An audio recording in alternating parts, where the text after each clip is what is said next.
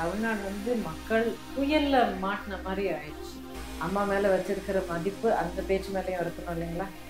For the people, by the people, daily லைஃப்ல எவ்வளவு நீங்க சந்திக்கிறீங்க சொல்லுங்க. எல்லாமே ஒரு போராட்டமா இருக்குல்ல.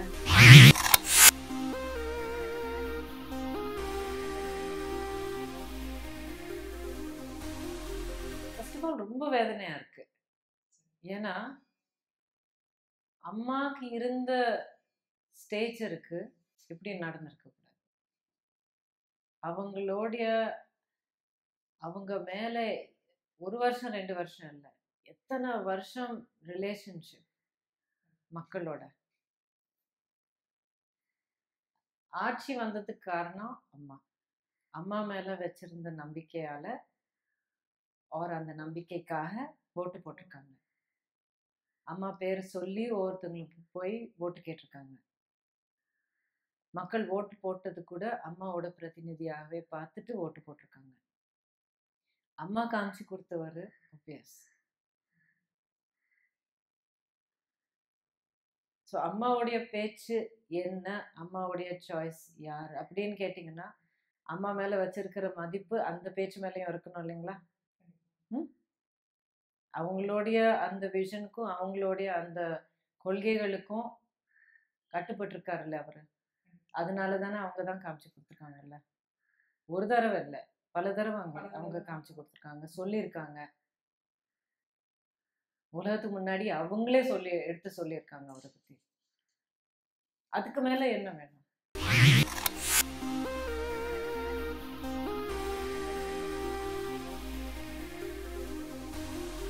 ஆமா, எல்லா விதத்திலயும் அவர் தகுதியானவர் தானே. அது இல்லைங்கிற மாதிரி எதுவுமே இல்லைல்ல. இப்போ கட்சியினுடைய அந்த த்ரூ அவுட் ரொம்ப ஒரு பேசிக்கான லெவல்ல ஆரம்பிச்சு அவருடைய உழைப்பினால அவருடைய அந்த அந்த கமிட்மெண்ட்னால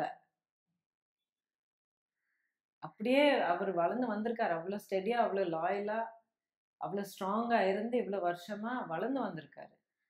கட்சி என்ன, அந்த கட்சி சேவை என்ன, மக்கள் சேவை என்ன, பாலிடிக்ஸ் என்ன, கவர்மெண்ட் என்ன, அந்த பொறுப்புகள் என்ன, அது எப்படி நிறைவேற்றுறது, பல வருஷமா அது செஞ்சு அந்த எக்ஸ்பீரியன்ஸ் அதெல்லாம் இருந்து அவருடைய திறமை என்னன்னு அவர் ப்ரூவ் பண்ணிக்கிறத விட அம்மா எடுத்து சொன்ன பிறகு அதை விட பெரிய ஒரு என்ன சொல்றது, ஒரு என்டோர்ஸ்மெண்ட் என்னவா இருக்க முடியும்?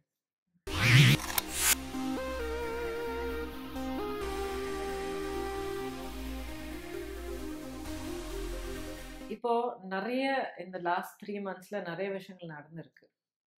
முக்கியமா அம்மாவுடைய ஹாஸ்பிட்டலைசேஷன்ல இருந்து ஆரம்பிச்சு இன்னி வரைக்கும் ஏதோ ஒன்று போயிட்டே இருக்கும். தமிழ்நாடு வந்து பரபரப்பு ஒரு பக்கம், தமிழ்நாடு வந்து மக்கள் நிறைய ஒரு புயல்ல மாட்டின மாதிரி ஆயிடுச்சு. நமக்கு ஒரு விஷயத்துக்கு அப்புறம் இன்னொன்னு, அதுக்கப்புறம் இன்னொன்னு, இந்த மாதிரி ஆயிட்டே இருக்கு. ஆனா எவ்வளோ அழகா நிமிர்ந்து நின்று போராடி இருக்காங்கிறது பார்க்கும்போது ரொம்ப பெருமையா இருக்கு.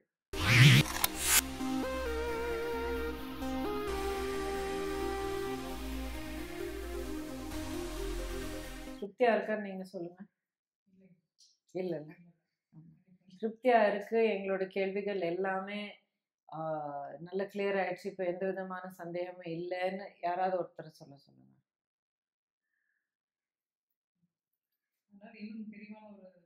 இன்னும் தெளிவானது இல்லை, தெளிவான ஒரு பதில் வரணும். நம்ம நாட்டில் அரசியலுங்கிறது for the people, by the people and of the people. மக்களால் மக்களுக்காக நடத்தப்பட வேண்டிய அரசாங்கம். அதுல ரொம்ப ரொம்ப முக்கியமான விஷயம், பொது மனிதன் ஒரு கேள்வி கேட்டாலும் இல்லை ஒரு தேவை வந்தாலும் நான் கேட்டா எனக்கு பதில் சொல்வாங்க அப்படிங்கிற ஒரு நம்பிக்கையும் இருக்கணும். பதில் சொல்ற ஒரு பொறுப்பும் இருக்கு. பதில் கேட்கிற ஒரு உரிமையும் இருக்கு. இந்த ரொம்ப ரொம்ப பேசிக்கான ஒரு விஷயம் நம்ம மறந்துட்டா, இல்லை நம்ம விட்டு கொடுத்துட்டா, இல்லை அரசாங்கம் மதிக்கலைன்னா அந்த ஜனநாயகத்துக்கான ஒரு அடிப்படையான ஒரு அர்த்தமே இல்லாம போயிடும். அதுதான் அதுதான் நம்ம எல்லாரும் இப்போ நினைச்சு ரொம்ப ரொம்ப பயப்படணும். That is the basic danger. இங்க இங்க இருக்கிற அடிப்படையான ஒரு டேஞ்சர் அதுதான். அந்த அக்கௌண்டபிலிட்டி இல்லாம போயிடக்கூடாது. அதுக்கு தான் நம்ம போராடணும். இது இப்போ இல்லை, எத்தனை வருஷத்துக்கு முன்னாடி நம்ம கான்ஸ்டியூஷன் எழுதும் போது அந்த அந்த ப்ராமிஸ் நமக்கு மக்களுக்கு கிடைச்சிருக்கு, கொடுக்கப்பட்டிருக்கு, நம்ம கான்ஸ்டிடியூஷன்ல இருக்கு. ஆனா அது இன்னைக்கு எதுவுமே வந்து நம்ம ஒரு ஆமா அது என் உரிமை தானே அப்படின்னு நம்மளால இது பண்ண முடியலையே, அந்த மாதிரி செயல்பட முடியலையே. எந்த விஷயத்துலயும் ஏதாவது ஒரு சர்வாதிகாரம் ஏதோ ஒரு இடத்துல வந்து அந்த விஷயத்த தடுக்கிற மாதிரி ஏதோ ஒண்ணு, சின்ன சின்ன விஷயங்கள்ல இருந்து பெரிய பெரிய விஷயங்கள் வரைக்கும்.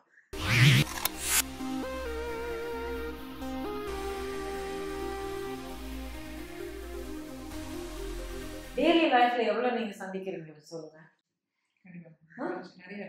எல்லாமே ஒரு போராட்டமா இருக்குல்ல. எதனால? இருக்க வேண்டிய அவசியம் இல்லை, இருக்கக்கூடாது.